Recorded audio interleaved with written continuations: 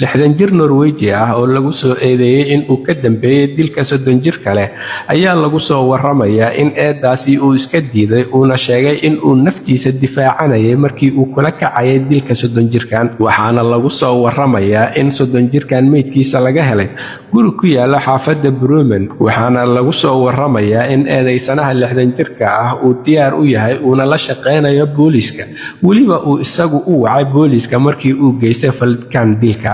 waxayna boolisku sheegeen in ay hadda baaritaano xoogan kiiska ku hayaan ninkan 60 jirkaana loo soo xiray laguna soo eedeeyay falka ah inuu ka dambeeyay dilka 30 jirkan ayeshee booliska ayaa sheegay in ay baaritaano socdaan oo aysan eedu ahayn oo kaliya dilka inuu ka dambeeyay uuna isbedeli karo xilli kasta uu noqon karo mid ah inuu ninkani naftiisa difaacanayay balse waxa ay sheegeen in ay ilaa hadda ninkan ku hayn doonaan xabsiga magaalada Oslo ee caasimadda waddanka Norway halkaasoo su'aalo lagu weydiinayo booliiska ayaa xaqiijiyay in labada nin kan wax dilay iyo kan la dilayba uusan jirin xiriir qoys oo ka dhaxeeyo hayeeshee ay ahaayeen rag macaarif ah oo ay aqooni ka dhaxaysay dhacdadan ayaa markii ay boolisku ku baxeen waxa ay ugu tageen 30 jirkan oo meyd ah guriga halkaasoo ay ka soo wadeen iyagoo sameeyay baaritaano kala duwan goobta ay wax ka dhaceen waxaana ninkan hadda 60 jirka ah uu ku jiraa xabsiga magaalada Oslo isaga oo inkirsan misna diidan